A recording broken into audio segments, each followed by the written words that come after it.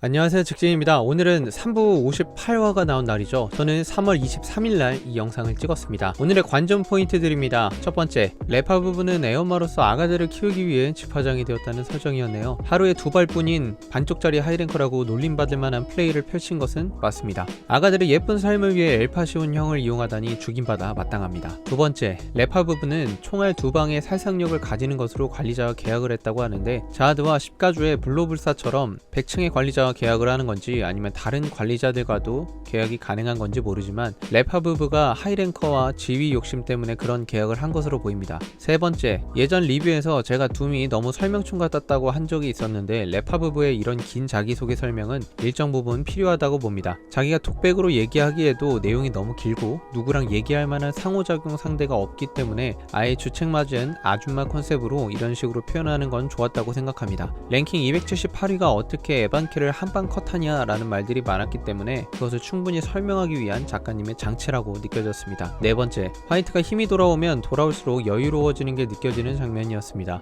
그리고 독자들 사이에서 누가 죽어야 화이트가 부활하냐로 얘기들이 많았는데 이번 화에서 말끔히 집화장 같은 거물급들을 잡아줘야 한다고 말합니다. 결국 일반 랭커 나부랭이들의 힘은 아무리 모아도 너무 오래 걸리고 집화장급들이라고 하는 거 보니 당장 싸울 것 같지는 않습니다. 굉장히 강함을 가진 선블이는 화이트에게 나가서 싸워 임마 와 누가 네 친구냐 라고 소리치는 쿤의 담력이 대단하게 느껴지는 화였습니다. 다섯 번째, 제가 예전에 올렸던 집화장의 불이미 말고 기본 능력치가 궁금하다고 했는데 이번 편에 말끔히 다 해결되었습니다. 거의 초록서울급으로 엄청나게 늘어나는 채찍질로 공격을 하는 모습입니다. 하지만 폴에게 큰 데미지는 없어 보입니다. 둠은 데미지라는 말을 좀 좋아하는 것 같습니다. 여섯 번째, 야마 삼형제의 아버지는 옆머리를 예쁘게 야마색과 폴색으로 염색했고 원래 머리 색깔은 둠의 머리색이네요. 일곱 번째, 둠이 야마와 폴을 지키기 위해 많은 것을 잃었다고 하는 것도 작은 떡밥으로 풀릴지 기대가 됩니다. 여덟 번째, 이번 화에도 살인기가 나오는데요. 역시나 가뿐히 막아냅니다. 둠이 폴을 막아주기 위해 몸을 던지는 장면은 둠이 다른 견족을 모조품 취급하던 옛 둠의 모습과는 차원이 다른 모습이어서 좀 아이러니한데 그만큼 예전부터 가족이라 생각되는 존재에겐 희생을 감내할 정도로 노력하는 존재라는 것이 보여졌습니다.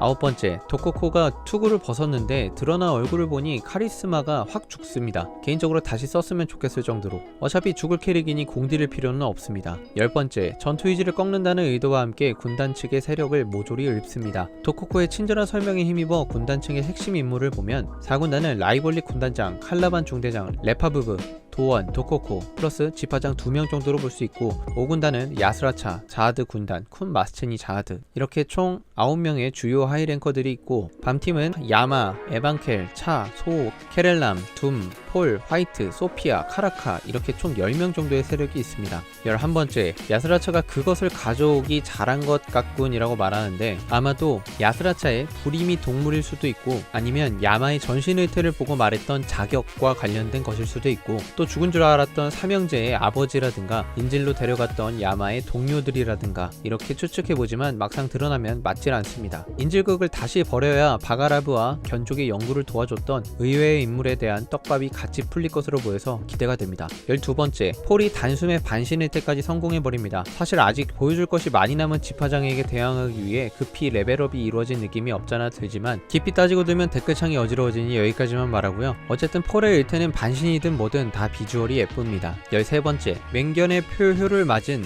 도코코의 모습을 보면 과거 전투들로 인해 얼굴의 화성도 그렇고 두 발을 잃은 모습이 보입니다. 14번째, 집화장을 흡수할 생각을 하니 쿤이 설레지만 미리 보기 한 화치를 앞서 나가는 미래 안의 소유자 호크니는 열심히 전장을 스포일러하고 있네요. 15번째, 화려하던 바람새는 갑자기 닭돌기가 된 것 같은 비주얼이 되었지만 예전에 숨겨진 화원팀이 싸웠던 고대 오드아이 자이언트 코브라에 빙의했던 로포비아 8번째 아들이 생각나는 동물 몸 빙의입니다. 16번째, 고대종의 대사가 나올 거라 예측했지만 이렇게 에반켈이 멀쩡한 정신으로 고대종의 핀잔을 들을 줄은 상상도 못했습니다. 에반켈이 총알을 미세하게 회피할 수 있었던 것에 대한 이유를 둠이 창을 막아낸 방법과 연결했다는 것이 개인적으로 설득력 있게 느껴져서 좋았습니다. 17번째, 확실한 건 호크니가 아니었다면 에반켈이 진짜 죽을 수도 있었다는 것인데 다시 한번 신의 탑 전투에서 혼자 싸우는 것보다 팀을 이룰 수밖에 없는 이유에 대한 당위성이 부여되었습니다. 18번째, 에반켈이 호크니에게 사실을 들었음에도 일부러 비껴맞을 각오까지 했다는 게 대단하고, 불길이에게 짜증내는 모습을 보니 이건 나루토의 팔미와 킬러비의 관계와 유사하게 느껴졌습니다. 19번째, 에반켈의 몸집에 대한 떡밥이 이번 화에 화려하게 풀렸는데요. 파워의 손실을 각오하고 압축하고 다녔던 것이 드러나면서 에반켈의 마지막 정거장 전투의 모습이 전력이 아님을 알았음에도 정말 봐주면서 싸웠다는 게 느껴졌던 놀라웠던 장면입니다.